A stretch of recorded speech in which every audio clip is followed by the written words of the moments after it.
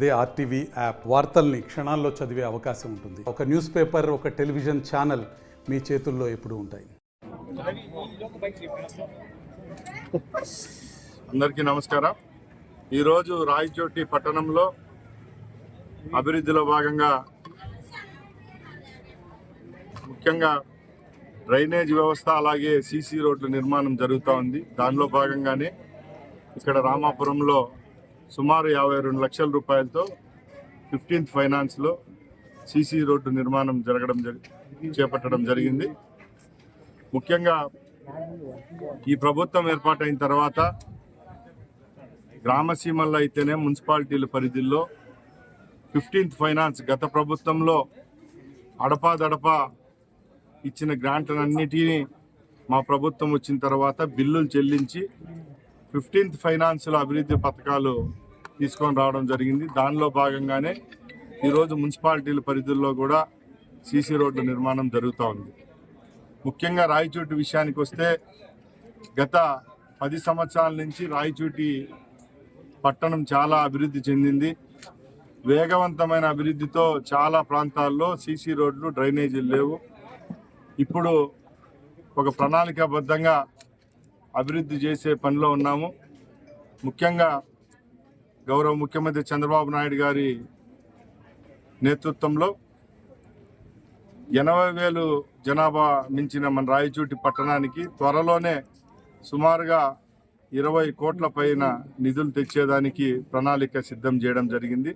దానిలో భాగంగా పట్టణంలో కొత్తగా ఏర్పడిన కాలనీలు అలాగే స్లమ్లు ఏదైతే ఉన్నాయో ఆ ఏరియాల్లో కూడా యుద్ధ ప్రాతిపదికన సీసీ రోడ్లు అలాగే డ్రైనేజ్ నిర్మాణం చేపడతామని తెలియజేసుకుంటున్నా.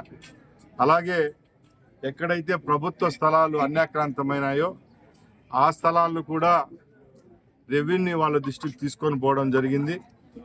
కలెక్టర్ యొక్క నేతృత్వంలో వచ్చే వారంలోనే దానికి ఒక కమిటీ వేస్తున్నాం. దానిలో భాగంగా 5 సెంట్లు పైన ఎక్కడైనా అన్యాక్రాంతమయ్యి లేకపోతే వేరే వాళ్ళ ఆధీనంలో ఉన్న భూములను కూడా ప్రభుత్వం మున్సిపాలిటీ పరిధిలోకి తీసుకొని వచ్చి అక్కడ చిన్న పార్కులను కూడా ఏర్పాటు చేసేదానికి చర్యలు తీసుకుంటామని తెలియజేసుకుంటున్నా. ఇప్పుడు రాయచోటి పట్టణానికి సంబంధించి కరెంటు విషయంలో గతంలో పోలిస్తే ఇప్పుడు చాలా మార్పు వచ్చింది. ఈ ప్రభుత్వం ఏర్పాటైన తర్వాత ఎక్కడైతే లో వోల్టేజ్ సమస్యలు ఉన్నాయో అక్కడ కూడా కొత్త ట్రాన్స్ఫార్మర్లు పెట్టడం జరిగింది. ముఖ్యంగా కొత్తపల్లి ప్రాంతం ఏదైతే ఎక్కువ జనసాంద్రత ఉందో ఆ ప్రాంతంలో కూడా ఈ చర్యలు తీసుకోవడం జరిగింది.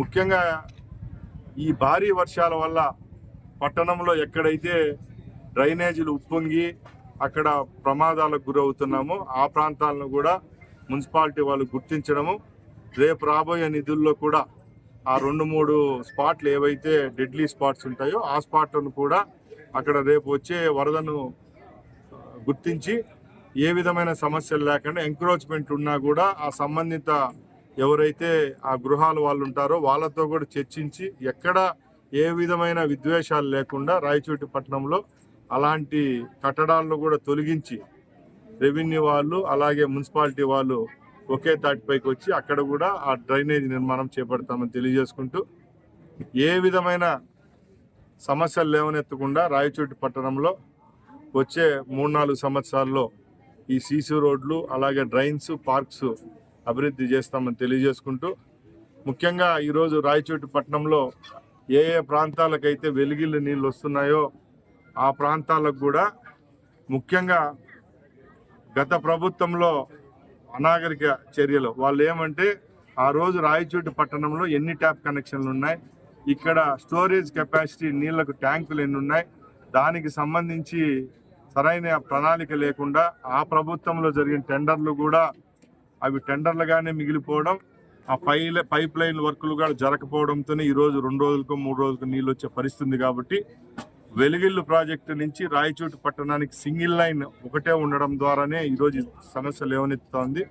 దానికి కూడా అధిగమించి వెలిగిళ్ళు నుంచి ఇక్కడికి 2వ పైప్ లైన్ సుమారుగా 35 కోట్ల రూపాయలు అవుతుందని చెప్పారు. ఆ 35 కోట్ల రూపాయలను కూడా శాంక్షన్ చేయించే పనిలో మేమున్నాం. ఆ పైప్ లైన్ శాంక్షన్ అయినప్పుడు తప్పకుండా రాయచోటికి 2 రోజులకు ఒకసారి నీళ్ళు వచ్చే రోజు కూడా దగ్గరలో ఉందని తెలియజేసుకుంటూ సెలవు తీసుకుంటాం.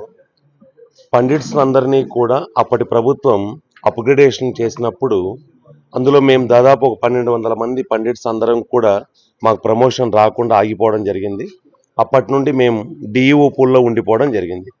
ఆ డిఈఓ పూల్లో ఉన్న తర్వాత మాకంటూ ఒక శాశ్వత స్థానం లేకుండా ఎప్పుడు బదిలీలు జరిగినా కూడా మా ప్రమేయం లేకుండానే మీ అందరం కూడా తప్పనిసరి బదిలీ కావాల్సి వచ్చేటువంటిది. అంతేకాకుండా ఎక్కడ మేము ఎప్పుడు మధ్యలో అయినా కూడా ఏ ఊరికి పొమ్మని చెప్పినా పోవాల్సి వచ్చేటువంటిది, ఏ పాఠశాలకు వెళ్ళమని చెప్పినా కూడా వెళ్ళవలసి వచ్చేటువంటిది. అంతేకాకుండా మాకంటూ ఖచ్చితంగా ఒక ప్రాంతం లేకుండా ప్రతి బదిలీలలో కూడా చాలా తీవ్ర అన్యాయం జరుగుతూ వచ్చింది. మరి గతంలో ఎన్ని సందర్భాల్లో మా గురించి ప్రస్తావించినా కూడా మాకు పూర్తి స్థాయి న్యాయం అయితే జరగలేదు. కానీ ఈ ప్రభుత్వం వచ్చిన తర్వాత ఈ సమస్యను గుర్తించి మా అందరికీ కూడా ముఖ్యంగా ఒక ప్రమోషన్ అంటే స్కూల్ అసిస్టెంట్ తెలుగుగా మాకు ప్రమోషన్ ఇప్పించడానికి మన ఎమ్మెల్సీ రాంగోపాల్ రెడ్డి గారు ఇంకా మిగతా ఎమ్మెల్సీలు అందరూ కూడా విద్యాశాఖ మంత్రి గారితో చర్చించి మా అందరికీ కూడా ఒకే ఒక్క జీవోతో ప్రమోషన్లు ఇప్పించడం జరిగింది. నిర్దిష్టమైనటువంటి ప్రాంతం కానీ ఒక హోదా కానీ లేకుండా చాలా రకాలైన ఇబ్బందులను ఎదుర్కొన్నాము. అయితే ఈ ప్రభుత్వం వచ్చిన తర్వాత మన ఎమ్మెల్సీ గారైనటువంటి రామ్ గోపాల్ రెడ్డి సార్ గారు అలాగే మిగతా ఎమ్మెల్సీల యొక్క సహకారంతో మన విద్యాశాఖ మంత్రి లోకేష్ బాబు గారి సహకారంతో అలాగే మన యొక్క గౌరవ ముఖ్యమంత్రి గారైనటువంటి నారా చంద్రబాబు నాయుడు గారి సహకారంతో మేము ఈరోజు ఒక ఉన్నతమైన హోదా స్కూల్ అసిస్టెంట్ అనేటువంటి హోదాను పొందాము.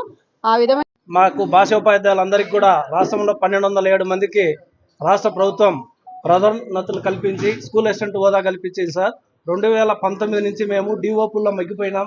ప్రతిసారి ట్రాన్స్ఫర్ జరిగిన ప్రతిసారి మమ్మల్ని బదిలీ చేసేవాళ్ళు. అంటే సంవత్సరానికి 6 నెలలకు వర్కర్ అసెస్మెంట్ పేరుతో కూడా మమ్మల్ని బదిలీ చేసేవాళ్ళు. దీనివల్ల 6 నెలలకు 3 నెలలకు సంవత్సరానికి వలసల కూలీల మాదిరిగా మమ్మల్ని మార్చేటువంటి పరిస్థితి ఉండేది. ఈ పరిస్థితిలో మేమంతా కూడా భూమిరెడ్డి రామ్ గోపాల్ మరిన్ని వీడియోస్ కోసం ఛానల్ ని సబ్స్క్రైబ్ చేయండి. లేటెస్ట్ అప్డేట్స్ కోసం వాట్సాప్ ఛానల్ ని ఫాలో చేయండి. అండ్ లింక్ డిస్క్రిప్షన్ లో ఉంది.